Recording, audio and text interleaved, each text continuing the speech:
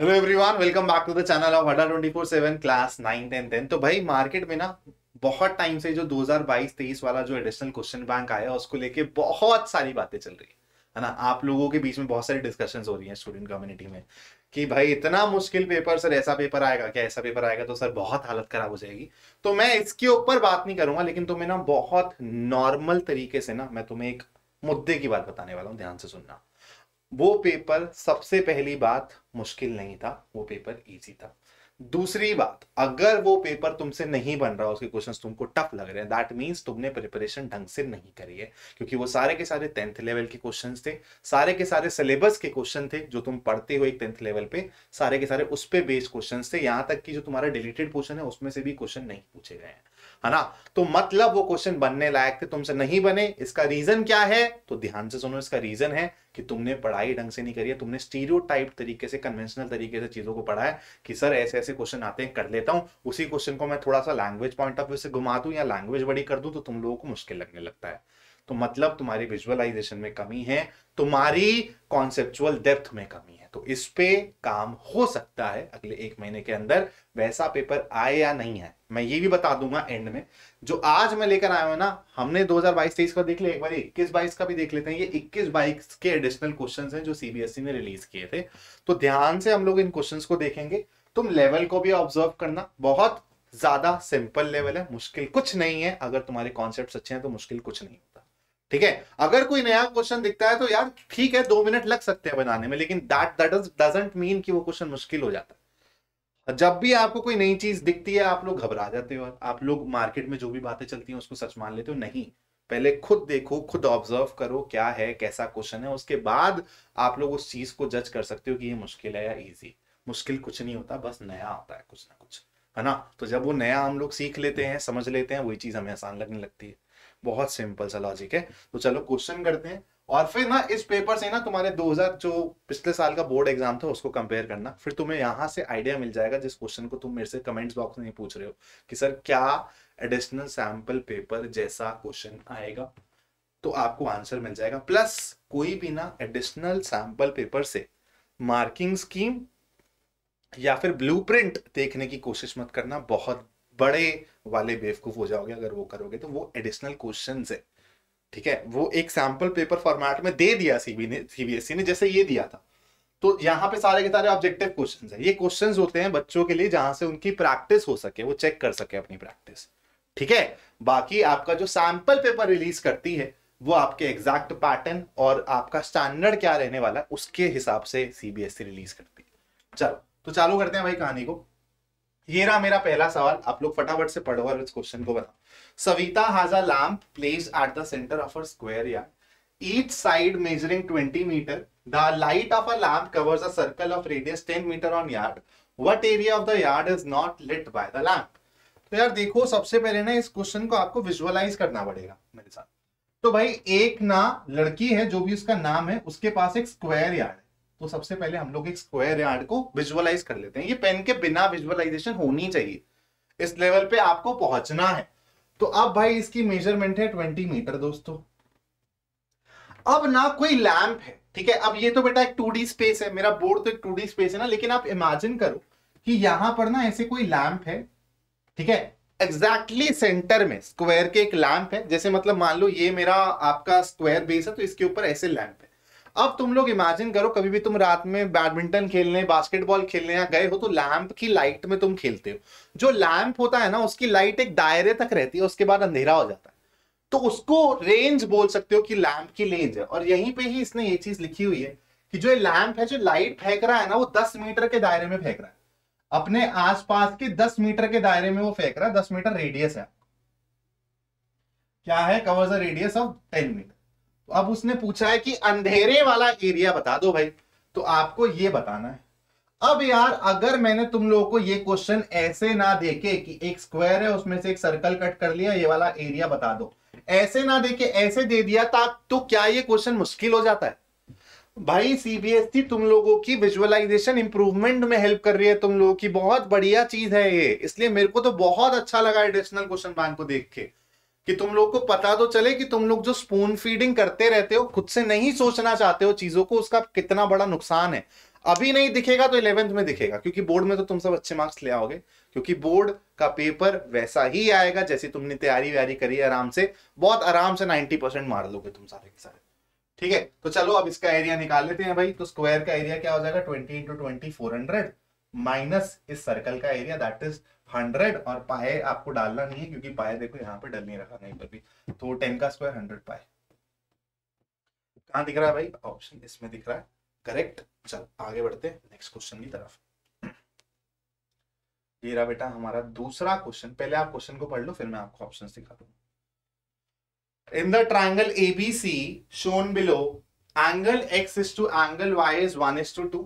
ठीक है, दोनों का रेशियो दे रखा है, तो आपको बोला है कि tan x क्या होगा, जल्दी से बता। 30 सेकंड का टाइम दे रहा हूं, उससे ज्यादा का ये क्वेश्चन है भी नहीं, 30 सेकंड का भी नहीं है, मात्र 3 सेकंड का क्वेश्चन है वैसे तो, क्योंकि देखते ही तुम्हें पता चल जाएगा कौन सा एंगल है, tan थीटा पता चल जाएगा तो आंसर आ जाएगा। भाई ये 90 डिग्री है तो x प्लस वाई 90 डिग्री होना चाहिए। 90 डिग्री को अगर 1:2 में डिवाइड करोगे तो ये आएगा तुम्हारा 30 डिग्री, और ये आएगा तुम्हारा क्या 60 डिग्री। अब tan x पूछा है, tan 30 क्या होता है बेटा, 1/√3 होता है।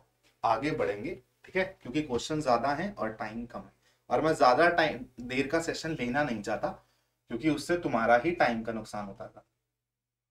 चलो ये रहा मेरा अगला सवाल, ये रहा मेरा अगला सवाल।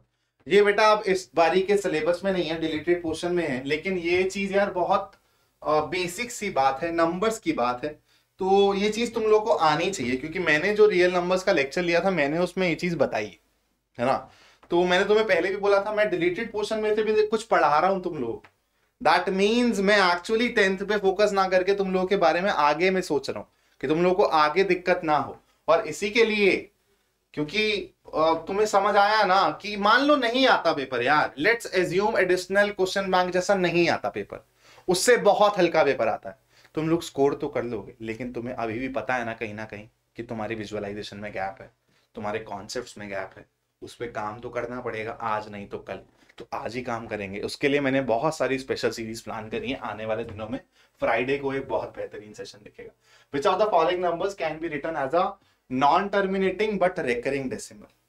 नॉन टर्मिनेटिंग का मतलब होता है बेटा कि एंड ना हो, और रेकरिंग मतलब कि रेपिटेशन हो जाए उसके डेसिमल एक्सपेंशन में, है ना, या फिर कुछ रिपीटिंग पैटर्न दिख जाए। तो भाई यहाँ तो ये नंबर एकदम ही खत्म हुआ दिख रहा है, ये तो नॉन टर्मिनेटिंग है, टर्मिनेट हो गया है, ठीक है। अब ये तो भाई इर्रेशनल नंबर है, इर्रेशनल नंबर नॉन टर्मिनेटिंग है, नॉन रेकरिंग होते हैं। अब बात आती है 43/8 की। तो बेटा तुम लोगों ने ना एक चीज पढ़ी होगी कि तुम लोग कैसे पता लगाते हो कि डेसिमल एक्सपेंशन कैसे टर्मिनेट होगी या फिर टर्मिनेट नहीं होगी, कैसे पता लगाते हैं हम लोग। तो हम लोग पता लगाते हैं डिनोमिनेटर से। अगर डिनोमिनेटर में हमारी 2 की पावर n और 5 की पावर m फॉर्म होती है, अगर ऐसी फॉर्म होती है तो क्या डेसिमल टर्मिनेट करती है या नहीं करती है, बोलो बोलो, डेसिमल एक्सपेंशन टर्मिनेट करती है या नहीं करती है। तो तुम्हें पता लगेगा, तुम करना कि ये तुम्हारा 2 का क्यूब 5 की पावर 0 टाइप का है ना, तो ये भी तुम्हारा आंसर नहीं होगा, तुम्हारा आंसर होगा ये तुम्हारा क्या कहते हैं, रैशनल नंबर तो है ही, इसलिए इसको रिपीट तो होना पड़ेगा। अगर ये नॉन रेकरिंग होता तो ये रैशनल नंबर नहीं होता, लेकिन p/q फॉर्मेट का है तो ये लेकिन नॉन टर्मिनेटिंग रहेगा, क्योंकि इसका जो डिनोमिनेटर है वो 2 की पावर n 5 की पावर m टाइप का नहीं है। चलो थोड़ा सा और आगे बढ़ते हैं दोस्तों, आते हैं अपने अगले क्वेश्चन पे। चलो भाई इस वाले क्वेश्चन को सॉल्व कर दो क्विकली। तुम्हें अभी नहीं दिख रहे होंगे ऑप्शंस, कोई बात नहीं, लेकिन तुम लोग इस क्वेश्चन को बनाओ, यहां तक पूरी इंफॉर्मेशन है। In the figure given below, O is the center of the circle. PR and RQ are the chords of the circle. The radius of the circle is 5 centimeter. PR is equal to 8, QR is equal to 6, and angle PRQ is equal to 90 degree. तो आपको बताना है area of shaded region, ठीक है, बता दिया मैंने, area of shaded region बताना है, जल्दी से बना दो भाई, क्विकली, टाइम नहीं लगना चाहिए। क्या होगा आंसर दोस्तों, जल्दी बताओ। तो अगर तुम लोगों ने मेरे साथ पाइथागोरियन ट्रिपलेट को समझा है, ठीक है, ये सारे के सारे ऑब्जेक्टिव फॉर्मेट में दिए थे इन्होंने ऑब्जेक्टिव क्वेश्चंस, तो यहां से हमारी ना कॉम्पिटेंसी चेक होती है। जो तुम कॉम्पिटेंसी बेस्ड क्वेश्चंस की बात करते हो, ऑब्जेक्टिव क्वेश्चंस तुम्हारी कॉम्पिटेंसी में लाई करते हैं, क्योंकि वहां पे तुम किस तरीके से क्वेश्चन को विजुअलाइज कर पा रहे हो, फोड़ पा रहे हो, तुम्हें कब तुम पेन नहीं उठा रहे हो, जो मैं बोलता रहता हूँ विदाउट पेन चैलेंज में इसलिए बोलता हूँ ताकि तुम्हारी मेंटल मैथ स्ट्रांग हो, ताकि तुम्हारी विजुअलाइजेशन स्ट्रांग हो। तुम्हें अभी समझ नहीं आएगा तुम लोगों के साथ क्या हो रहा है, लेकिन तुम लोगों के साथ बहुत बड़ी गेम खेली गई है ना। तुम लोगों के साथ जो मैंने लास्ट 4 महीने में किया है, तुम्हें पता भी नहीं चला है तुम लोग कितने ज्यादा अच्छे लेवल पे पहुंच गए हैं ड्यू टू दैट। ठीक है, तो ये कुछ ट्रिक्स होती हैं, कुछ हैक्स होते हैं। जैसे बिना पेन के तुम क्वेश्चन को सोचना चालू करोगे तो मल्टीपल डायरेक्शन में सोचोगे, छोटे मेथड से सोचोगे अपने आप। तो चलो करते हैं भैया जी। ये 8 है, ये 6 है, तो आपको पता है पाइथागोरियन ट्रिपलेट में 3 4 5 होता है। 3 का डबल 6, 4 का डबल 8, तो 5 का डबल 10, तो मतलब रेडियस हो जाएगी 5। बोलो हाँ या ना। रेडियस हो जाएगी 5, तो ये सेमी सर्कल का एरिया निकाल लो पहले से फटाफट। क्या होता है, पाई आर स्क्वायर बाय 2 होता है। पाई की वैल्यू नहीं डालूंगा, आर स्क्वायर हो जाएगा बेटा 25, है ना। तो हो जाएगा 25 पाई बटा 2। माइनस करेंगे ये वाला ट्राइंगल का एरिया। ट्राइंगल का एरिया क्या होता है, half into base into height. 8 into 6 48, 48 को 2 से डिवाइड करोगे तो आएगा क्या, 24। ये मेरा आंसर होना चाहिए। अब देख लेते हैं भाई ये आंसर कहां पर है। याद कर लो, क्योंकि जैसे ही अभी इसको करूंगा ना ये मिट जाएगा। तो देख लो कहाँ है, 25 पाई बटा 2, तो आंसर आ रहा है तुम्हारा बी के अंदर। ठीक है, ये हो जाएगा तुम्हारा करेक्ट आंसर। चलो अगले क्वेश्चन की तरफ बढ़ते हैं। भैया जी ये बहुत अच्छा क्वेश्चन है, एक काम करते हैं उसके लिए ना थोड़ा सा ये कर देता हूँ। तो सबसे पहले ना तुम इस क्वेश्चन को ऑब्जर्व कर लो सारे के सारे बच्चे। ठीक है, क्वेश्चन को तुम लोग ना ऑब्जर्व कर लो, क्वेश्चन क्या कह रहा है, फिर मैं इसके ऑप्शंस दिखाऊंगा। shown below are the graphs of the line y minus 2x is equal to 0, x plus y is equal to 6, px plus qy is equal to r। तुम्हारे लिए एक काम करता हूँ, मैं लाइंस को भी डोनेट कर देता हूँ। ठीक है, लाइंस को भी डिनोट कर देता हूँ। तो ये बेटा L1 बोल देते हैं, इसको हम लोग L2 बोल देते हैं, इसको हम लोग L3 बोल देते हैं। ठीक है, तो वो ये रहा मेरा क्या कहते हैं, x minus 2y is equal to x minus 2x, तो ये हो गया बेटा मेरा L1। ठीक है, ये हो गई मेरी L3, ये हो गई मेरी L2। ठीक है, ये हो गई मेरी L2। अब देखो तुमसे क्या पूछा गया है, ध्यान से देना, ये याद रखना, ये L2 है, ये L3 है। अब तुमसे क्या पूछा गया है हम लोग एक बार वो देख लेते हैं। तुमसे पूछा गया है which of these is the solution for the pair of equation x plus y वाली इक्वेशन है और px plus qy वाली इक्वेशन है। ठीक है, इसका तुम्हें सॉल्यूशन बताना है। ये रहे तुम्हारे ऑप्शन, दोबारा मैं डायग्राम पे जा रहा हूँ। x प्लस वाई मतलब ये वाली लाइन और ये वाली लाइन का सॉल्यूशन तुम बता सकते हो या नहीं बता सकते।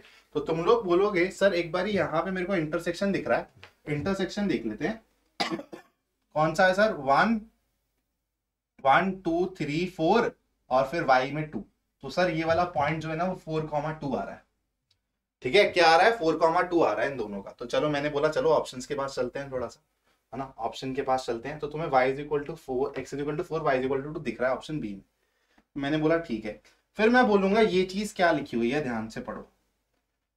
We cannot say for sure as the values of p and q are not known। तो बेटा ये चीज ना सिर्फ और सिर्फ तुम्हें फंसाने के लिए दी गई है। जैसे काफी तुमने एडिशनल क्वेश्चंस में देखा होगा, ऐसे ऑप्शंस हैं जो तुम्हें फंसाने के लिए दिए गए हैं, है ना। और जहां पे तुम्हारी नजर सबसे पहले जाती है तुम वो लगा लोगे और गलती हो जाएगी। लेकिन मेरे को एक सिंपल सी बात बताओ, px plus qy is equal to r में मेरे को pqr नहीं पता है, लेकिन मेरे को उसका ग्राफ दे दिया ना उसने। मैं इंटरसेक्शन वाला पॉइंट तो ग्राफ से बता ही सकता हूं ना, मेरे को क्या मतलब है pqr से। अगर अब वो मेरे को इंटरसेक्शन वाले पॉइंट्स और मेंशन कर दे, जैसे 4,2 तो बहुत इजीली दिख रहा है बाकी भी अगर वो मेंशन कर दे, ध्यान से सुनो, यहां पे तुम्हें एक नई चीज सिखाता हूं। अगर वो मेरे को बोल दे एक ग्राफ देके कि एक लाइन की इक्वेशन बताओ, form the equation, form the equation मतलब तुमसे वो p q और r फाइंड आउट करवाना चाहता है। तो अगर वो तुमको इस लाइन पे लाई करते हुए पॉइंट्स की इंफॉर्मेशन दे दे तो तुम उसको डालते चले जाओगे। जैसे तुम यहाँ पे x की वैल्यू 4 और y की वैल्यू 2 डालोगे तो क्या होगा बेटा, तुम्हारे पास होगा 4p plus 2q is equal to r। देखो एक रिलेशन मिल गया। ऐसी तुम लोग को और रिलेशंस मिल जाएंगे, अगर और पॉइंट्स पता चल गए इस पे लाई करते हुए तो वहां से तुम p q r की वैल्यू बहुत इजीली निकाल सकते हो। तो वहां से तुम्हें इक्वेशन ऑफ लाइन भी पता चल सकती है। तो ग्राफ से हम सारी इंफॉर्मेशन निकाल सकते हैं, इंटरसेक्शन हो चाहे वो लाइन के बारे में जानना हो, सब कुछ हम लोग बता सकते हैं। तो इसका करेक्ट आंसर क्या हो जाएगा बच्चों, ऑप्शन बी। तो एक नई चीज तो हमने सीख ली। तो मैं काउंट रख रहा हूं कि मैं डेली तुम्हें कितनी नई चीज सिखा रहा हूं। तो एक मेरा काउंट हो चुका है नई चीज सिखाने का कि सर अगर ग्राफ देके वो इक्वेशन ऑफ लाइन पूछ ले तो मैं कैसे निकालूंगा, मैंने आपको वो तरीका बता दिया। चल थोड़ा सा और आगे चलते हैं। इस वाले क्वेश्चन को करो भाई, बहुत ही बेहतरीन क्वेश्चन है, करो। इस वाले क्वेश्चन के लिए मैं तुम्हें दे रहा हूं 1 मिनट का टाइम, आराम से विजुअलाइज करो और बताओ कैसे होगा। एक काम करते हैं, थोड़ा सा जूम कर देते हैं। ठीक है, थोड़ा सा जूम कर देते हैं तुम लोगों के लिए, ये परफेक्ट। अब बहुत बढ़िया दिख रहा होगा, है ना, क्लैरिटी तो एक नंबर है सर। एक तो क्लैरिटी, फिर ऊपर से आपका ब्यूटीफुल फेस, है ना। तुम लोगों को ब्यूटीफुल बोलने की आदत पड़ गई है। वैसे मेरे को भी ना बहुत आदत है खूबसूरत बोलने की, खुद ही को खूबसूरत बोलता रहता हूं।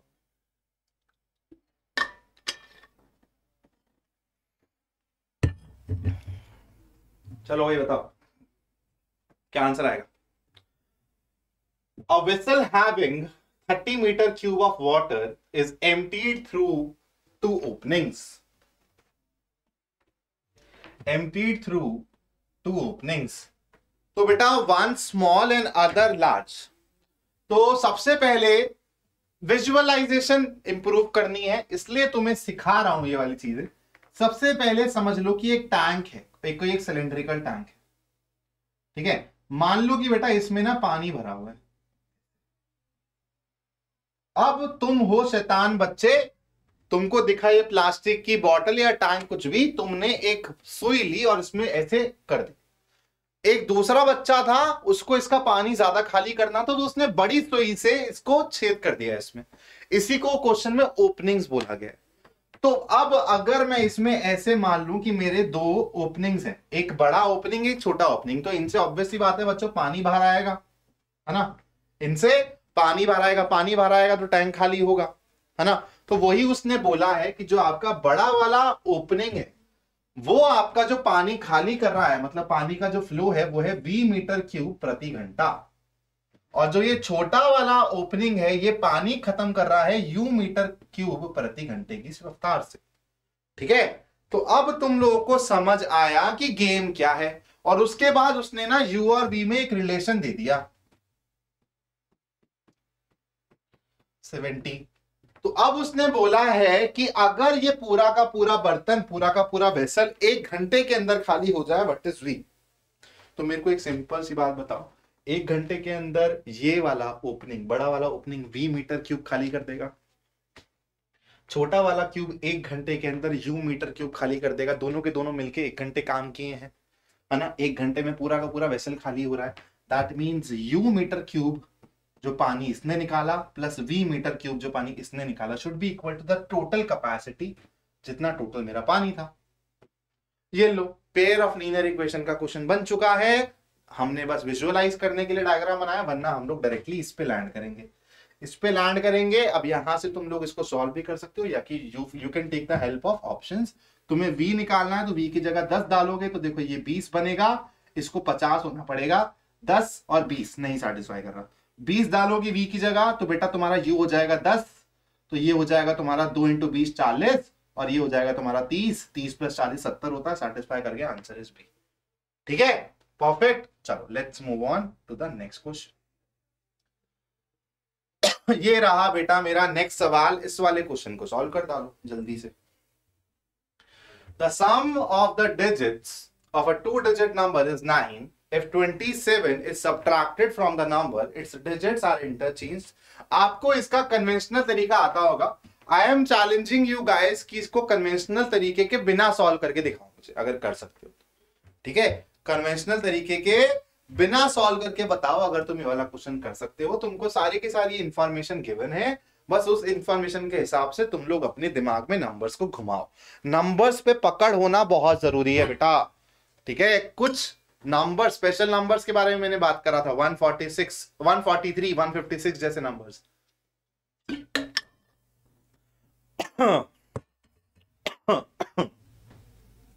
बताओ भाई।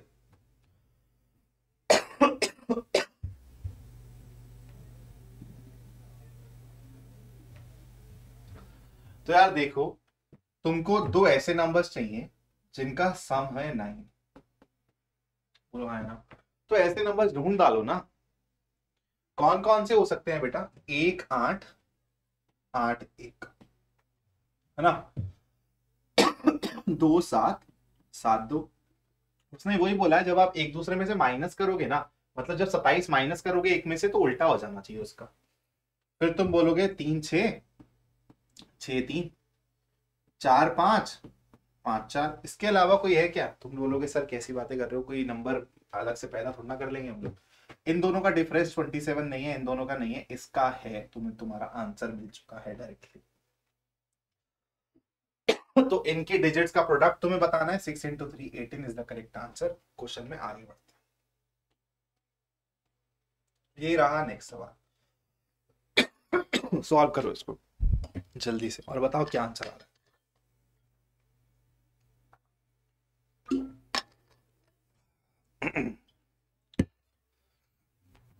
For the given pair of equations, दो स्टेटमेंट गिवन है। तो सबसे पहले ना इक्वेशंस को अपनी नोटबुक में लिख लो जल्दी से, और रिजर्शन को पढ़ लो, फिर मैं रीजन को पढ़वाता हूं तुम्हें। मेरे गले को क्या हो गया?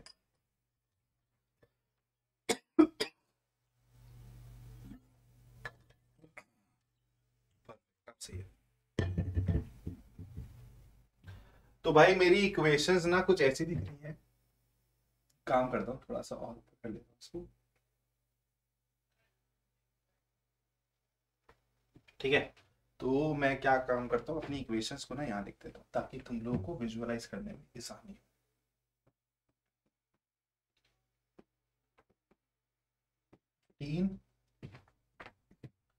3y में x plus 6y is equal to 7। तो यार मेरा रिजर्वेशन कह रहा है इसको तुम लोग रिड्यूस कर सकते हो। अब ये मत बोलना सिलेबस में नहीं है, पिछले साल था तो उसके हिसाब से क्वेश्चन है, तो तुम लोग को आना चाहिए यार। ऐसा कुछ बहुत भारी टॉपिक नहीं उठाती है सीबीएसई ने कि तुम लोग डर के इसको पढ़े ही नहीं हो। 1/x को मैं अगर कुछ पुट कर देता हूं तो एक सिंपल मेरी लीनियर इक्वेशन की तरह दिखने लगेगा, simple pair of linear equation की तरह। दिस कैन बी सॉल्व्ड, मतलब असर्शन तो मेरा एकदम सही है, ठीक है। असर्शन तो मेरा एकदम सही है। अब मैं आता हूं रीजन पे। रीजन मेरा क्या कह रहा है, y को सब्स्टिट्यूट कर रहा है। हमने तो 1/x को सब्स्टिट्यूट किया था ना, तो ये y को सब्स्टिट्यूट कर रहा है। मतलब ये ना कुछ इस फॉर्मेट में ले जा रहा है। मान लो कुछ भी मेरा x 1/x था ना, मान लो a था 1/x था, y मेरे को सिंपली दिख रहा था, लेकिन इसने क्या किया, y को भी इसने ना 1/p की फॉर्मेट में कर दिया। मैंने जानबूझ के लिखा है, एग्जैक्ट इक्वेशन नहीं ली है। इज इक्वल टू समथिंग मान लेते हैं c, और फिर d into 1/x plus e into 1/p plus f, कुछ ऐसे टाइप की इक्वेशन इसने बना दी है। सॉरी, यहां पर आएगा इक्वल टू। तो यार देखो ये एकदम टिपिकल इक्वेशन रिड्यूसिबल है, जहां पे तुमको दोनों 1/x और 1/p को u और v पुट करना पड़ता है। तुम इसको सिंपल में कन्वर्ट कर देते हो, सॉल्व हो जाते हो। यहां पे इसने ना कुछ वो चीज करी है जो हम उस इक्वेशन को सॉल्व करने के लिए नहीं करते, लेकिन इसने कुछ ऐसा भी नहीं किया है जो गलत है। इसने बोला y can be substituted by this, मतलब आप 1/x को सब्स्टिट्यूट ना करके ये कर रहे हो। यहां से क्या होगा, ये एलिमिनेशन का गेम खेल सकता है। जरूरी नहीं है यहाँ पे 1/x और 1/p को आप u और v करके करो। मैंने आपको दूसरा मेथड भी बताया, यहां से आप डायरेक्टली एलिमिनेशन भी लगा सकते हो। तो एक्चुअली सीबीएसई ने तुम्हारा ये वाला पोर्शन डिलीट तो कर दिया, लेकिन इस बार ही वो ऐसे सवाल देके एक्सपेक्ट कर सकती है कि तुम एलिमिनेशन से कर लो। तो तुम्हारे यहां से पकड़े या यहां से पकड़े, काम तो पकड़े जाने हैं। तो इसलिए तुम लोग थोड़ा सा प्लीज सतर्क हो जाओ। अगर मैं इसको d से मल्टीप्लाई कर दूं और इसको a से मल्टीप्लाई कर दूं, माइनस कर दूं, तो बेटा ये मेरा एलिमिनेट हो जाएगा, 1/p मिलेगा। 1/p में सॉल्व करके p की वैल्यू निकाल सकता हूं, बोलो हाँ है ना। तो ये भी सही है, गलत नहीं है।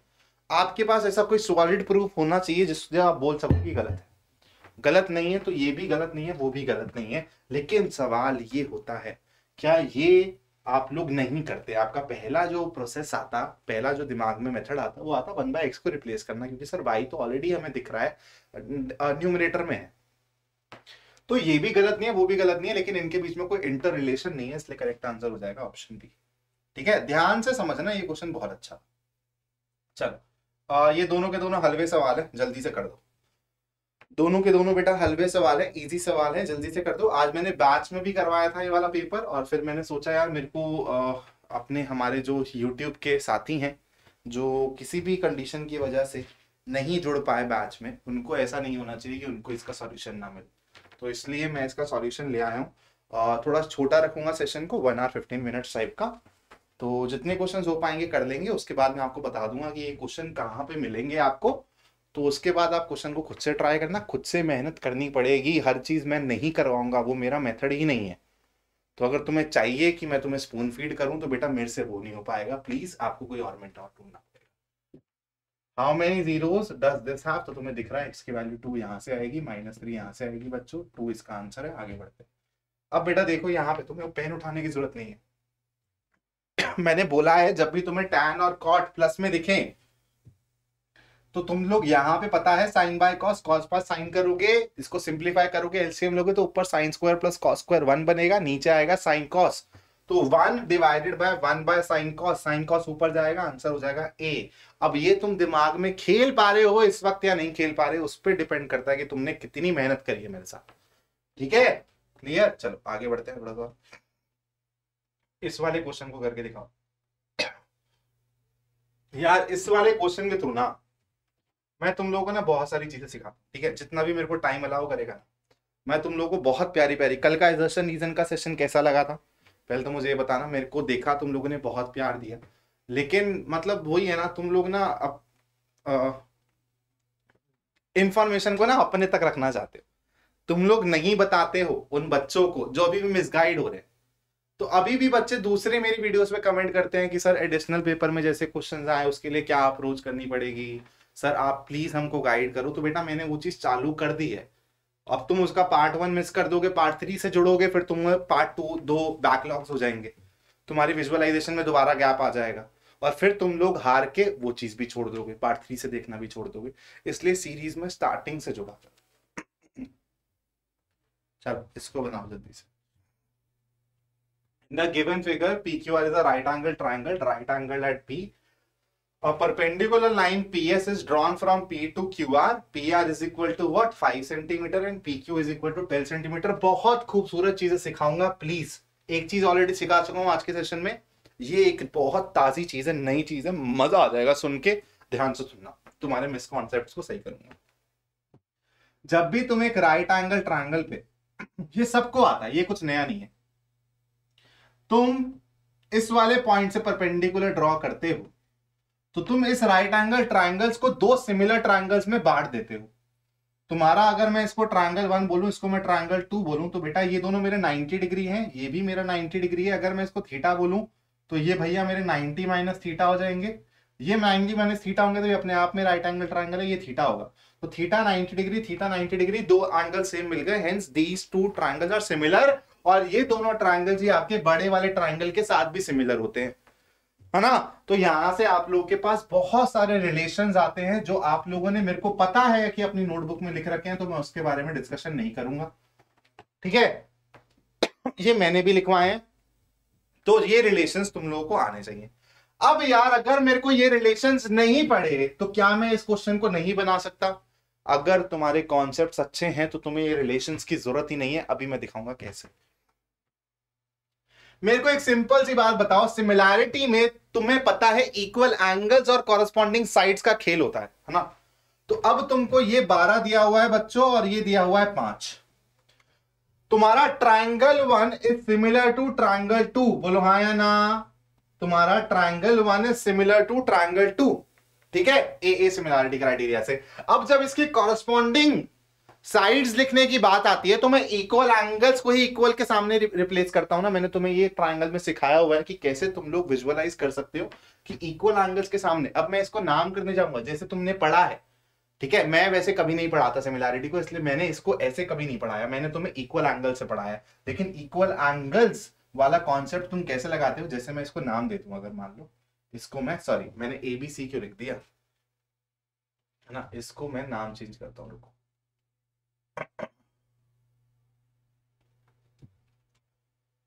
इसका नाम है बेटा P, इसका नाम है R, इसका नाम है Q, इसका नाम है S।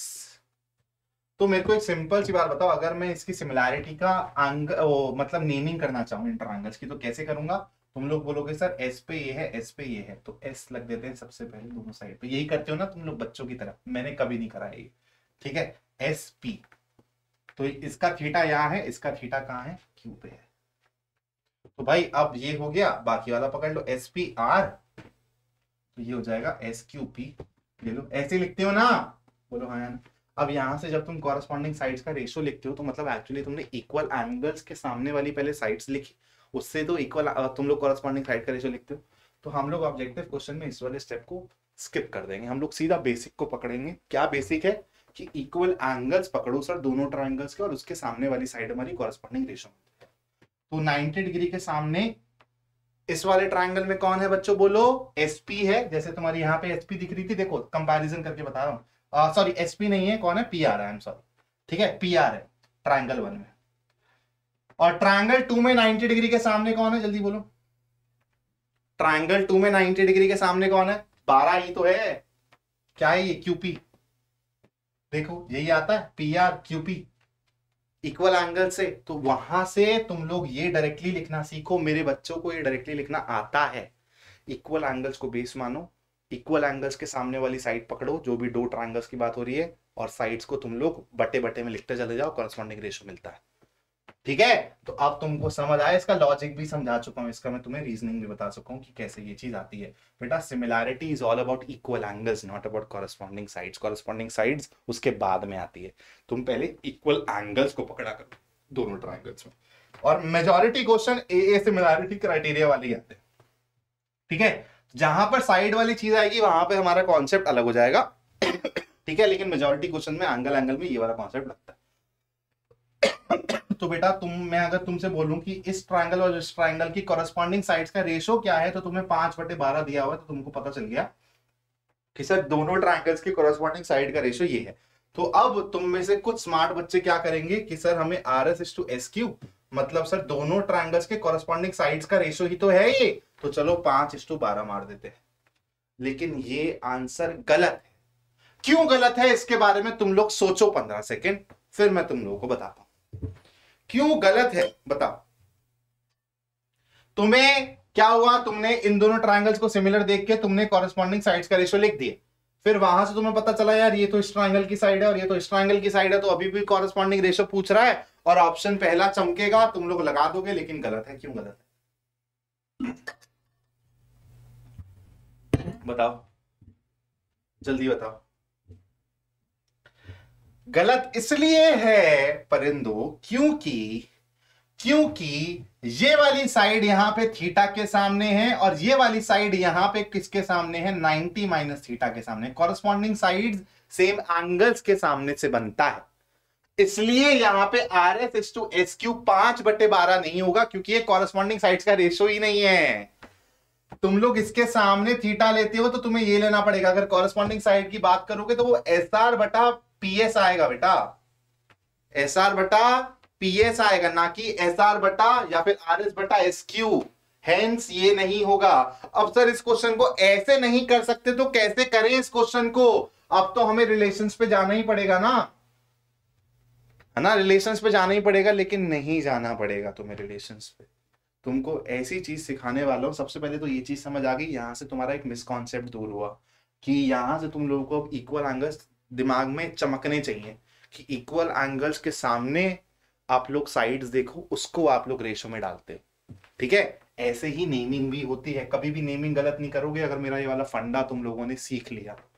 अब मैं इस क्वेश्चन को बहुत प्यार से तुम लोगों को सिखाता हूं कि हम लोग क्या करेंगे इस वाले क्वेश्चन। मेरे को एक सिंपल सी बात बताओ, इसको अगर मैं ट्रायंगल 1 बोल रहा हूं, इसको मैं ट्रायंगल 2 बोल रहा हूं, ट्रायंगल 1 की कॉरस्पॉन्डिंग साइड मतलब PR बटा ट्रायंगल 2 की कॉरस्पॉन्डिंग साइड। अब ये दोनों देखो 90 डिग्री के सामने है, तो ये कॉरस्पॉन्डिंग साइड्स का रेशियो ही मिल रहा है ना, तो ये PR बटा PQ, ये दिया हुआ है 5/12। मेरे को एक सिंपल सी बात बताओ, तुम लोगों को पता है दो सिमिलर ट्रायंगल्स की जब मैं कॉरस्पॉन्डिंग साइड का स्क्वायर करता हूं तो मेरे को एरिया का रेशियो मिलता है।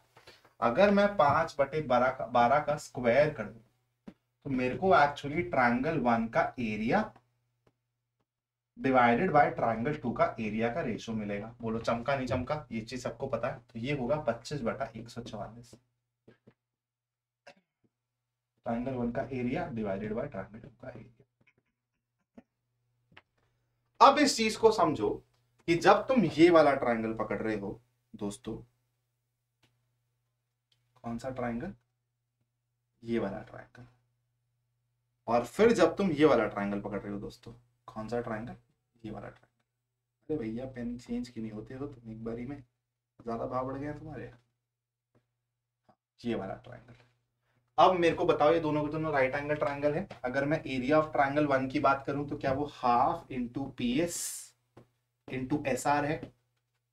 बोलो, half into P S into S R है।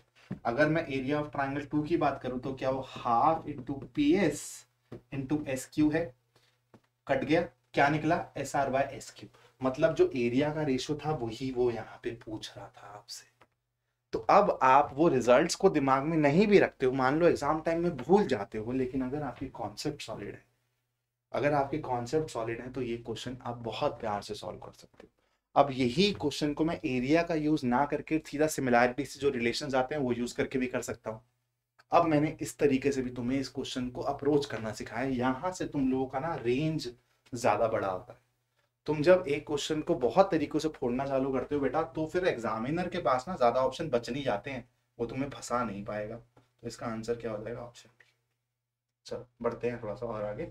इस क्वेश्चन पे बहुत टाइम लगा दिया है ना, तुम यही बोल रहे होगे, लेकिन मजा आया नहीं आया? भाई फील आनी चाहिए। देखो, लाइफ में ना फील बहुत इंपॉर्टेंट है। तुम लोग, बहुत लोग होंगे जिसको मैथ साइंस और ये पढ़ना लिखने में बिल्कुल फील नहीं आती होगी, समझ आता है, लेकिन उन लोगों को फिर किसी और चीज में फील आती होगी, बीट स्पोर्ट्स, बीट एनीथिंग। तो जिनको भी, जो भी तुम ऐसे लोग देखते हो ना जिनको तुम पढ़ाकू करके टैग कर देते हो, बेटा वो पढ़ाकू नहीं है, उनको पढ़ाई में फील आ रही है बस।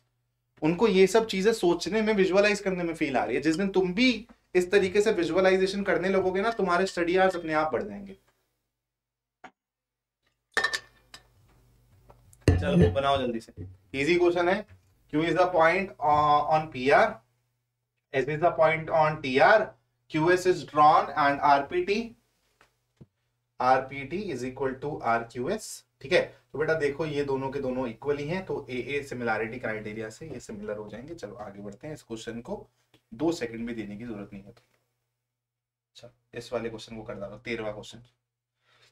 13वां क्वेश्चन पे फोकस करना। कहीं नीचे ट्रायंगल्स दिख रहे हैं? अरे सर ट्रायंगल्स तो मेरा फेवरेट है, पहले ये वाला बना दो ना, पहले ये 13 करो बेटा।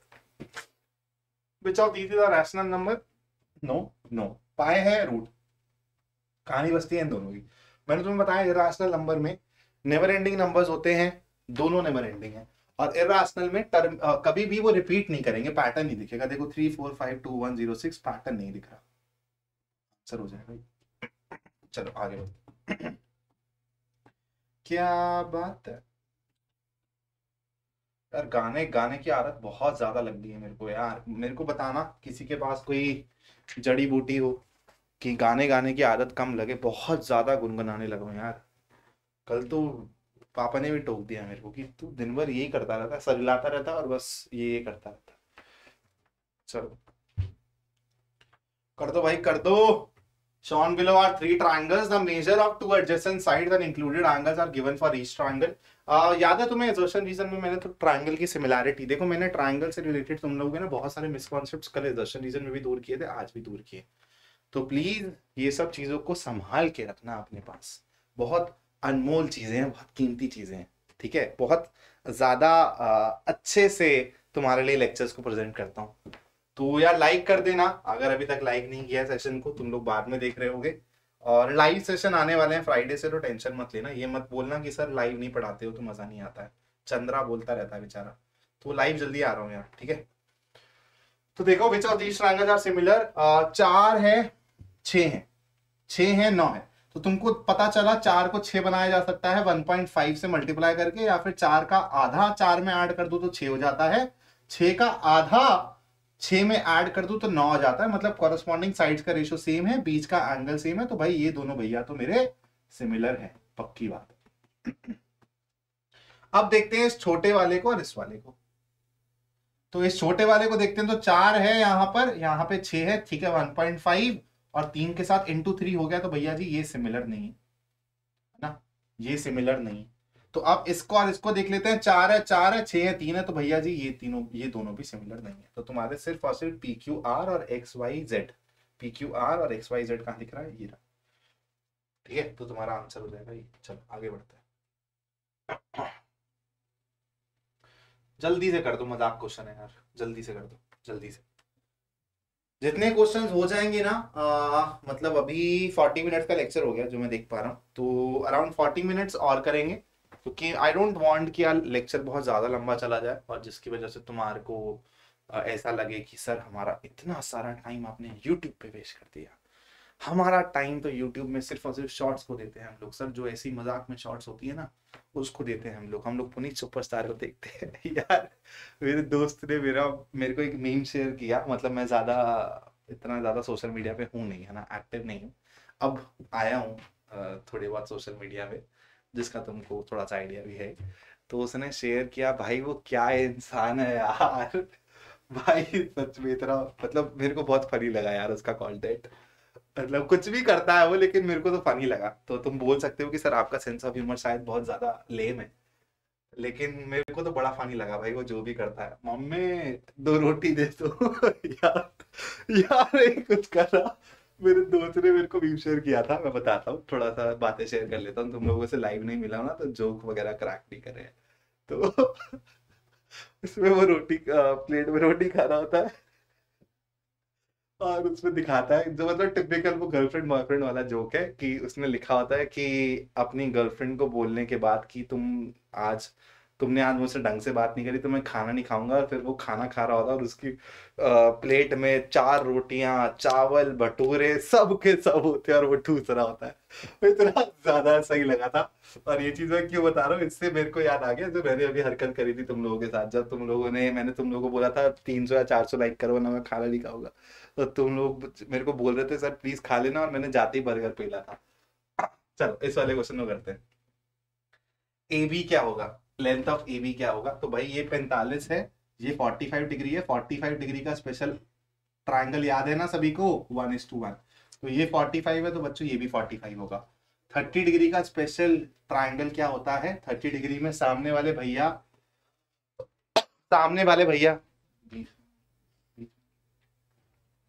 ये 1 होते हैं, ये वाले भैया √3 होते हैं, ठीक है। तो ये हो गया भैया 45, तो ये मेरा पूरा हो जाएगा कितना, 45 √3।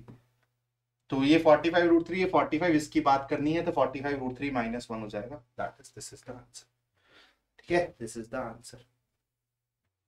चलो बढ़ते हैं थोड़े से अगले क्वेश्चन की तरफ।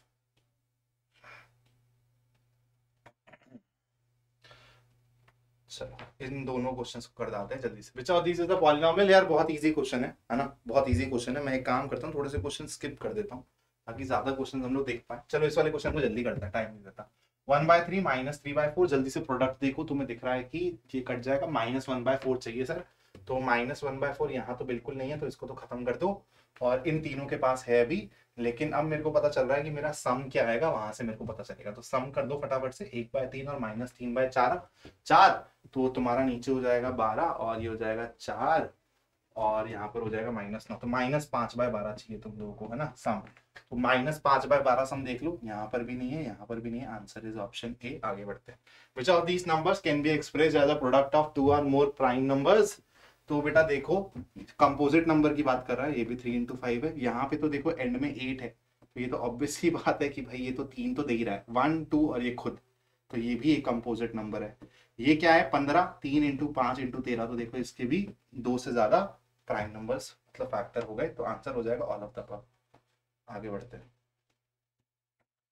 आजा भाई आजा। चलो प्रोबेबिलिटी के क्वेश्चन पे आ गए। एक प्रोबेबिलिटी का क्वेश्चन जैसे इस बार ये एडिशनल क्वेश्चन में था ना, उससे तुम घबरा गए थे, ये भी एक प्रोबेबिलिटी का क्वेश्चन करो ट्राई।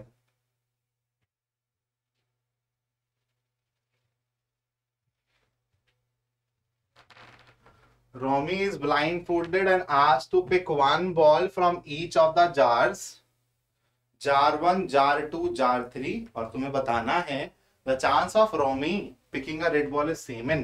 तो बेटा देखो यहाँ पे रेड और ग्रीन 1:1 है, तो 1/2 हो जाएगा, यहाँ पर भी रेशो, यहाँ पर भी रेड का रेशो 1/2 हो जाएगा, तो मतलब ये तो है ही, दोनों में प्रोबेबिलिटी सेम है, लेकिन यहाँ पे देखो रेड ज्यादा है तो 1/2 नहीं रहेगा, ठीक है, यहाँ पे नहीं रहेगा, तो तुम्हारा आंसर क्या हो जाएगा, जार 1 एंड जार 2।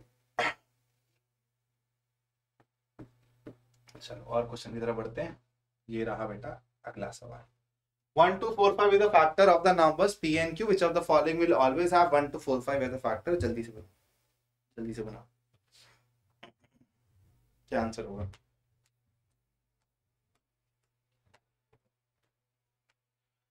तो यार देखो, ऐसे क्वेश्चन तुम लोगों ने बहुत करे हैं जहां पे तुम्हें ऐसा दिया होता है कि एचसीएफ दे दिया, यहाँ पे इसे सिंपल फैक्टर बोल दिया, ठीक है, सिंपल फैक्टर बोल दिया। तो तुम लोग ये बोल सकते हो ना कि जो तुम्हारा पी है वो 1245 इंटू समथिंग है ना, और जो तुम्हारा क्यू है बेटा ये भी 1245 इंटू समथिंग है। अब तुम लोग खुद देखो वो क्या क्या पूछ रहा है कि 1245 किसका फैक्टर होगा। अगर p प्लस क्यू कर दूं तो जो दोनों को करोगे तो 1245 तो कॉमन आएगा ना, कॉमन निकालना आता है ना, तो फैक्टर हो गया, मतलब ये सही है। p इंटू क्यू जब दोनों को मल्टीप्लाई करोगे तो देखो 125 का स्क्वायर होगा, दैट मीन स्टिल 1245 इसका एक फैक्टर है, तो ये भी सही है। लेकिन जब तुम p को q से डिवाइड करोगे तो 1/1245 कट जाएगा, तो समथिंग बाय समथिंग में 1245 हो भी सकता है, नहीं भी हो सकता। ये तुम्हारा फैक्टर नहीं होगा, वैसे नहीं होगा क्योंकि यहाँ पे फैक्टर से इसका मतलब HCF ही है वैसे, ठीक है। तो only 1 and 2 will be the correct answer, that is option.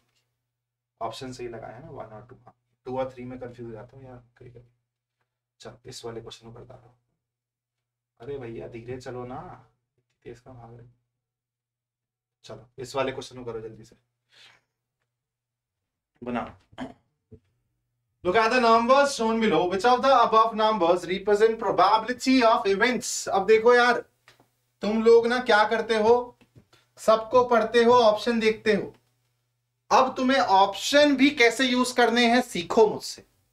मैं क्या करूंगा, देखूंगा कि माइनस ये वाला और ये वाला नहीं हो सकता, तो ये जहां पर होंगे उसको डायरेक्टली खत्म कर दूंगा। मेरे को 1 कहां कहां दिख रहा है, ए में दिख रहा है, बी में दिख रहा है, इनको बोलूंगा टाटा बाय बाय, तुम निकलो, है ना, तुम्हारे से मेरे को मतलब ही नहीं है। बाकी देखते हैं कहां है, सी और डी। सी और डी में से कोई आंसर हो सकता है मेरा, लेकिन मेरे को देखो यहां पर भी 5 वाला नहीं है और तीसरे में 5 है, तो मैं 5 को भी बोलूंगा टाटा बाय बाय, तुम निकलो, तो आंसर हो जाएगा ऑप्शन डी, ठीक है। चलो अगले क्वेश्चन की तरफ आ जाते हैं। ये रहा मेरा नेक्स्ट क्वेश्चन।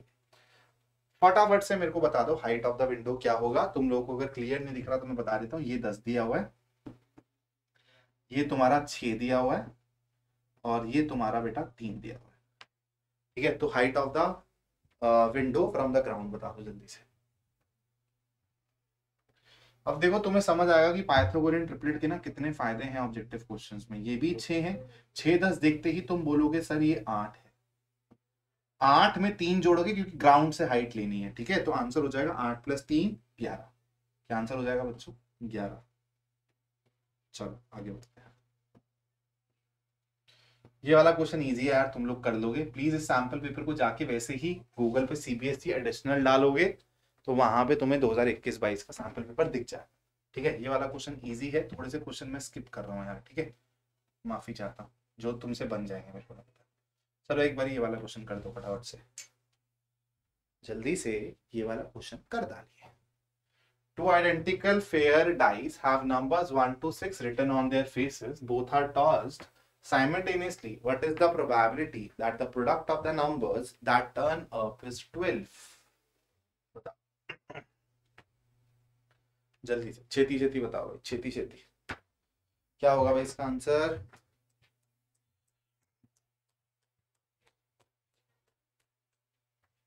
बताओ।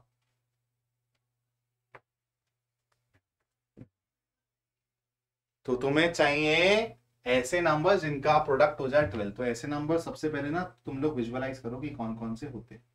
तो तुम लोग बोलोगे सर 1 और 12, मैं बोलूंगा गधे हो क्या है, 12 आ सकता है कि कभी डाइस में? तो तुम बोलोगे ठीक है सर, आपने एक बात सही सिखाई है कि 2 और 6 हो सकता है।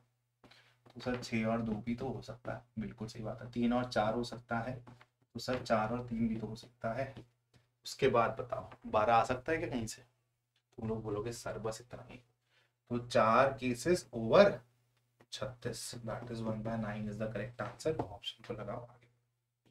चलो अगले क्वेश्चन की तरफ। मजाक क्वेश्चन है, हाउ मेनी पॉलिनोमियल्स, जीरोस पूछ रहा है पॉलिनोमियल्स की। तो देखो 293 बाहर निकालोगे तो अंदर x² - x बचेगा, that is x times of x - 1। तो 0 और 1, तो 2 जीरोस हो जाएंगे। आगे बढ़ते हैं, इसको बनाते हैं फटाफट से, इस वाले क्वेश्चन को बना दो जल्दी से, इस वाले क्वेश्चन को बना दो। What is the value of की q if p by 2 plus 3q is equal to. तो देखो बेटा यहाँ पे ना तुम लोग ऑप्शंस का यूज भी कर सकते हो। मैं तुम्हें एक और अच्छी अप्रोच सिखाता हूँ कि तुम लोग ना सिमेट्री देखा करो। मेरे मुंह से तुमने बार बार ही सुना है ना सिमेट्री वर्ड, सिमेट्री पकड़ो ज्योमेट्री पकड़ो तो मैथ्स आसान लगने लगती है। मेरे को यहाँ पे एक वो दिख रहा है, बहुत प्यारी चीज चमक रही है कि सर p माइनस क्यू 5 आ जाएगा। यहाँ से भी जब मैं एलसीएम लूंगा ना तो मेरे को p अकेला खड़ा दिख जाएगा, मतलब विदाउट कॉन्स्ट, मतलब 1 as a coefficient. 6q is equal to 12। तो देखो अब तुम्हें निकालना क्या है बेटा, q निकालना ना तो p को एलिमिनेट करना, q को मत करना, तो मतलब माइनस कर दो दोनों को। जब तुम इसको इसमें माइनस करोगे तो 6q minus of minus q 7q is equal to 12 minus 5 7। तो q की वैल्यू सीधा तुम्हें 1 मिल जाएगी, क्योंकि ऑप्शन में यहाँ पे ये a नंबर पे है तो तुम्हारा आंसर जल्दी निकल जाएगा। लेकिन मान लो ये 1 वाला जो ऑप्शन है ये d पे होता और 16 पहले होता तो तुम 3 ऑप्शंस पहले डालते तो वहां पे एग्जामिनर फंसा सकता है। तो इसलिए कभी कभी सिमेट्री का यूज ज्यादा बेटर रहता है। ठीक है, चलो अगले क्वेश्चन में बढ़ते। यार इजी क्वेश्चन है, तुम लोग कर लोगे। इनफाइनाइट के लिए बोला है तो इसका आंसर आ जाएगा 1 इंटू माइनस 3 है, माइनस 2 इंटू माइनस 3 6 हो जाएगा इसका आंसर, ऑप्शन बी। ठीक है, चेक कर लेना। चलो भाई ये एक बेहतरीन सवाल है, इस वाले सवाल को करके बताओ। 1 मिनट दे रहा हूं तुम लोगों को, ये एक बेहतरीन सवाल है। और मैंने जब बच्चों को करवाया था ये पेड बैच में अभी, तो मैंने उनको चैलेंज दिया था जो ये क्वेश्चन को 30 सेकंड में कर देगा उसको मैं चॉकलेट डिलीवर करूंगा, उससे एड्रेस लूंगा और उसको फिर चॉकलेट डिलीवर करूंगा। अगर तुम 30 सेकंड में कर पा रहे हो तो मेरे को कमेंट में जरूर बताना, फिर मैं अपने पेड बच्चों को तुम्हारा कमेंट दिखा के जलाऊंगा कि देखो वो यूट्यूब से पढ़ रहे हैं फिर भी उन्होंने कर लिया, तो वो और ज्यादा मेहनत करेंगे, है ना। तो हेल्दी कॉम्पिटिशन होना अच्छी बात है।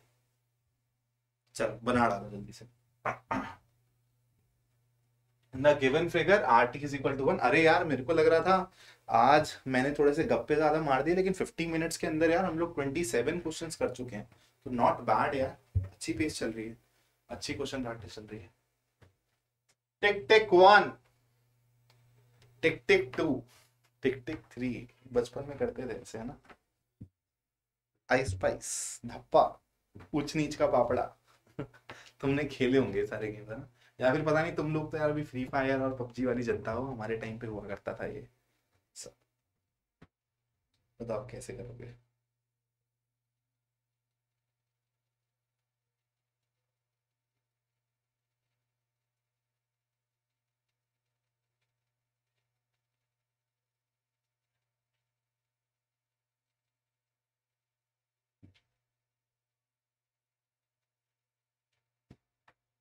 चलो हो गया भाई, किसी को चॉकलेट मिली या नहीं मिली प्लीज मेरे को कमेंट में जरूर बताना, मैं देखना चाहूंगा कि इस क्वेश्चन को कौन विजुअलाइज कर पा रहा है।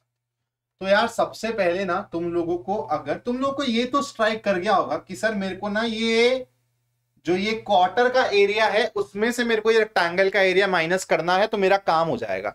तो मेन दिक्कत ये है कि क्वार्टर के एरिया के लिए तुम्हें रेडियस का पता होना चाहिए। तुम्हें ये 3 दिया है, ये 1 दिया है, तो मतलब कुछ ना कुछ तिकड़म, कुछ ना कुछ जुगाड़, कुछ ना कुछ विजुअलाइजेशन लगानी पड़ेगी। और तुम लोग अगर सोच रहे हो कि सर ऑप्शन ये भी हो सकता है कि नहीं निकाल सकते शेडेड एरिया, तो तुम्हें बता दूं कि ऐसा ऑप्शन कोई नहीं है। तो मतलब शेडेड एरिया निकाला जा सकता है, मतलब कुछ ना कुछ हम लोगों को सोचना पड़ेगा। तो हम लोग मिलके ना सोचते हैं, मैं आपकी 10वीं का सहपाठी हूं। तो मेरे को एक सिंपल सी बात बताओ, ऐसा तुम्हारा एडिशनल क्वेश्चन में भी आया था जहां पे उसने बोला था, तो तुम्हें पता होना चाहिए कि तुम्हें इस क्वाड्रेंट के एरिया के लिए किस किस की जरूरत है। तुम्हें 90 डिग्री दिख रहा है उसकी जरूरत नहीं है, तुम्हें सिर्फ आर चाहिए।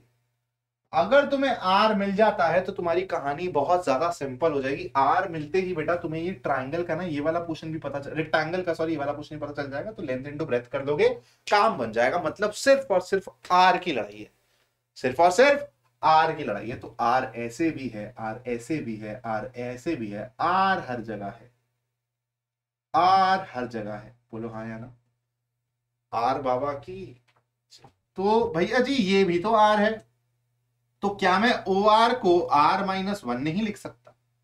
लिख सकता हूं। ये एक रेक्टेंगल है तो ये भी 3 हो जाएगा या नहीं हो जाएगा? तो तुमको एक राइट एंगल ट्रायंगल में 3 साइड्स दिख रही हैं जिसमें सिर्फ एक वेरिएबल इन्वॉल्व हो रहा है, इनको रिलेट कर सकते हो। एक थ्योरम जानते हो, कौन सी थ्योरम? पाइथागोरस थ्योरम से वहां से आर निकल जाएगा। लेकिन वहां से पाइथागोरस थ्योरम से आर निकाल के वो बच्चे सॉल्व करेंगे जिन्होंने मुझसे नहीं पढ़ा है अभी तक, मतलब 99% जनता। 1% जनता जैसे ही आर, आर माइनस 1 और 3 दिखेगी उनके दिमाग में चमकेगा एक ट्रिपलेट कि सर अगर आपकी R 5 है तो R माइनस 1 4 हो जाएगा, ये 3 हो जाएगा, पाइथागोरस थ्योरम बहुत इजीली सेटिस्फाई हो जाएगी, मतलब सर R की वैल्यू क्या है, 5 है। ये जब चमकेगा ना तो तुम अलग बनोगे, तब मुझे समझ आएगा कि तुम लोग खुद से मेहनत कर रहे हो मेरे साथ साथ। तो R की वैल्यू ये आ गई। अब देखो यार बड़ी इजीली तुम लोग इसका एरिया निकाल लो। तो R जब 5 है तो पाई आर स्क्वायर क्या हो जाएगा 25 पाई, और फिर क्वाड्रेंट का एरिया बाय 4 तो 6.25 pi minus 3 into 4 that is 12। तो देख लो ये आंसर कहाँ है, ये आंसर बी ऑप्शन में, तो बी आंसर हो जाएगा इसका। ठीक है, बहुत ही अच्छा सवाल है, प्यारा सवाल। ठीक है, चल ये वाला क्वेश्चन इजी है वैसे यार, तो तुम लोग वैसे कर लोगे ये वाले क्वेश्चन को। तो देखो ये कुछ नहीं कह रहा, ये कह रहा है कि ऐसा एक उसने डार्ट टाइप का दे दिया। अब इसमें ना 6 आइडेंटिकल सेक्टर है, मतलब इस एरो का जब भी वो आइडेंटिकल वर्ड यूज करे ना, मैंने तुम्हें प्रोबेबिलिटी में बताया है ये गेम होता है इनफाइनाइट आउटकम्स का। इनफाइनाइट आउटकम्स के अगर बहुत सारी चीजें ऐसी हो जाए ना जो सिमेट्रिकल हो जाए, यूनिफॉर्म हो जाए, तो हम उनमें ना इक्वल इक्वल मान लेते हैं सभी प्रोबेबिलिटी को। तो आपका जो ये पॉइंटर है ये 6 के 6 सेक्टर्स में इक्वली आ सकता है, इक्वल प्रोबेबल है आने के लिए। तो अब उसने बोला है कि अगर इसको पेंट करना हो, एक आदमी को आरएफ को पेंट करना है कुछ सेक्टर्स को ग्रीन कलर से, तो कितने सेक्टर्स को पेंट करना चाहिए कि उसको प्रोबेबिलिटी मिल जाए कि ग्रीन वाले पेंटेड एरिया में सेक्टर आने इस पॉइंटर आने की प्रोबेबिलिटी हो जाए 1/3। तो 6 सेक्टर है तो मतलब 2 उसको पेंट करने पड़ेंगे ना, तो इसका आंसर हो जाएगा ऑप्शन बी, दैट इज 2। चलो एक ये वाला सवाल करो जल्दी से और बताओ क्या आंसर आ रहा है। जल्दी से ये वाला सवाल करो और 10 मैनू किया आंसर आंदा पे। Square JKLM is inscribed within a circle and triangle JMN। ठीक है जी, एक राइट एंगल आइसोसेलेस ट्रायंगल है, बहुत खूबसूरत बात है भैया जी। The point marked O is the centre of the circle. चल बहुत बढ़िया बात पता चल गई, बताओ क्या आंसर होगा।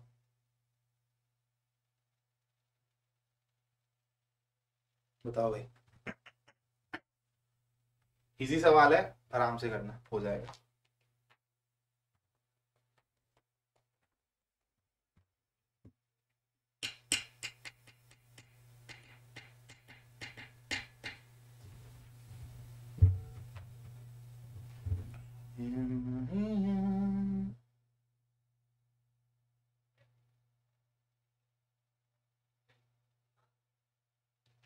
चलो दोस्तों, अगर मेरे को ये वाला एरिया निकालना तो मैं एक काम कर सकता हूं कि इस ट्रायंगल का एरिया निकाल दूं और उसमें से सेगमेंट का एरिया माइनस कर दूं, और आई कैन डू इज मैं इस स्क्वायर का एरिया देख लूं और उसमें से सेक्टर का एरिया माइनस कर दूं। तो according to you which one is better, ये आइसोसेलेस ट्रायंगल के एरिया में से सेगमेंट माइनस करना या फिर ये स्क्वायर में से ये सेक्टर माइनस करना? तो तुम अगर समझ पा रहे हो मेरी चीज को, सेगमेंट के लिए बहुत ज्यादा सरदर्दी हो जाएगी, सर स्क्वायर का एरिया पकड़ते हैं क्योंकि साइड सीधा 1 दी हुई है और ये स्क्वायर है तो ये सब 1 हो जाएगी। तो सर स्क्वायर का तो एरिया 1 का स्क्वायर मतलब 1 ही हो जाएगा, इसमें से माइनस करना है सेक्टर का एरिया। सेक्टर के एरिया के लिए सर बहुत प्यारी सी चीज है, ये 90 डिग्री है, क्वाड्रेंट है, तो पाई आर स्क्वायर बाय 4 लगा देंगे और आर भी हमारा क्या है 1 है, तो पाई बाय 4 लगा दो सर बस, और तुम्हें तुम्हारा आंसर मिल गया। मतलब मात्र शायद 15 सेकंड का क्वेश्चन था अगर तुमने इसमें ज्योमेट्री को अच्छे से विजुअलाइज कर दिया। ठीक है, तो पाई माइनस 1/4 तुम्हारा 1 minus pi by 4 that is answer C हो जाएगा। चलो ये एक अच्छा सवाल है, ये एक अच्छा सवाल है। तो इस पे तुम लोग मेरे को बताओ क्या आंसर होगा। इस पे एक बढ़िया सा डिस्कशन करते हैं हम लोग 2-4 मिनट का, और फिर हम लोग थोड़ा सा जल्दी भगाएंगे।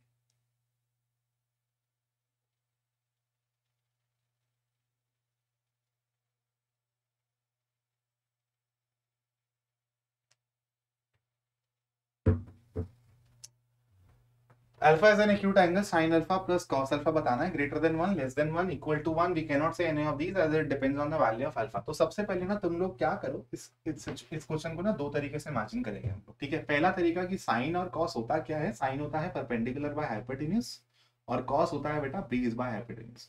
तो जब आप इनकी समेशन की बात करना चाहते हो तो आपको मिलेगा perpendicular by base, perpendicular plus base बटा हाइपोटेन्यूज। तो अब तुम लोगों को ना विजुअलाइज करना है मेरे कहने पे सारे के सारे राइट एंगल ट्रायंगल्स जो तुमने अभी तक अपनी इस लाइफ टाइम में देखे हैं और जो तुम्हें लगता है होंगे। ठीक है, जैसे 1 1 और फिर √2, है ना। बहुत सारे ट्राइंगल्स तुमने देखे होंगे, 3 4 5, है ना। तो तुम लोगों को मैंने ट्रिपलेट्स दिए हुए 5 12 13, 7 24 25। तो तुम लोग ना हर एक को वैल्यू लगा के देखो, और देखो रेशो क्या आ रहा है। ठीक है, रेशो क्या आ रहा है देखना, ग्रेटर देन 1 आ रहा है, लेस देन 1 आ रहा है, इक्वल टू 1 आ रहा है, क्या आ रहा है। कभी इक्वल टू 1 हो सकता है या नहीं हो सकता, उसके बारे में तुम लोग सोचना। अब मैं तुमको एक दूसरी चीज विजुअलाइज करवाता हूं कि अगर मेरे को ये दिया हुआ है सर, तो मैं एक काम करता हूं, अल्फा की ना कुछ स्पेसिफिक वैल्यूज को ले लेता हूं। जैसे अल्फा की वैल्यू 30 डिग्री ले लेता हूं, तो सर एक 1/2 हो जाएगा, तो दूसरा √3/2 हो जाएगा अपने आप ही। जब इसको मैं सम करूंगा तो √3 + 1/2 हो जाएगा। √3 कुछ 1.73 होता है, तो ये 2.7 समथिंग बाय 2 होगा, which is obviously greater than 1। ठीक है, कुछ और वैल्यू देख लेते हैं, 45 डिग्री डाल देते हैं, तो 1/√2 + 1/√2, सर ये हो जाएगा 2/√2 समथिंग टाइप्स, तो √2 हो जाएगा, which is again 1.4 greater than 1, है ना। तो अभी मैंने बहुत सारी वैल्यूज डाली, मेरे को हमेशा ग्रेटर देन 1 दिख रहा है। अब और वैल्यूज डाल के देखना अपनी मर्जी से। अब तुम लोगों में से एक बच्चा शायद बोल दे कि सर 0 डिग्री डालोगे तो एक 0 हो जाएगा, दूसरा 1 हो जाएगा, इक्वल टू 1 वाला केस भी हो जाएगा। तो मैं बोलूंगा बेटा तुम लोग ना इसको इमेजिन करो सबसे पहले, तो क्या दिया होगा। तो 90 डिग्री नहीं ले सकते हो क्योंकि एक्यूट एंगल नहीं रह जाता फिर वो, है ना, एक्यूट एंगल नहीं रह जाता।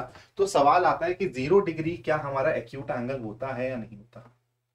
ठीक है, 0 डिग्री क्या हमारा एक्यूट एंगल होता है या नहीं होता। देखो ये एक डिबेटेबल टॉपिक है, इस पे बहुत अच्छी डिबेट हो सकती है, लेकिन तुम इसको विजुअलाइज करो।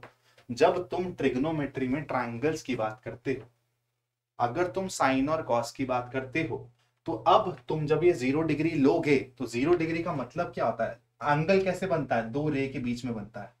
अगर ये 0 कर दोगे तो ये दो रेस क्या हो जाती हैं बेटा, कोइंसाइड कर जाती हैं। क्या कर जाती हैं, बोलो, कोइंसाइड कर जाती हैं, बोलो हाँ या ना, कोइंसाइड कर जाती है ना। तो 0 डिग्री हमें लेना चाहिए या नहीं लेना चाहिए, सबसे पहले तो तुम्हें ये सोचना पड़ेगा। अगर तुम्हारा आंसर आता है लेना चाहिए, तो उसका रीजन तुम्हें पता होना चाहिए, नहीं लेना चाहिए तो उसका रीजन भी पता होना चाहिए तुम लोगों को। तो भाई अगर ले लेंगे हम लोग 0 डिग्री, तो सर ए और सी दोनों ऑप्शन हो जाएगा, मतलब डी मेरा ज्यादा वैलिड ऑप्शन हो जाएगा, कि हम लोग बता नहीं सकते, अल्फा पे डिपेंड करता है। अगर 0 डिग्री को एक्यूट एंगल में नहीं मानूंगा, तो सर ए मेरा आंसर हो जाएगा। तो तुम लोग एक तो अपनी किताबों में भी देखना, है ना, और इसके ऊपर खुद से भी सोचना।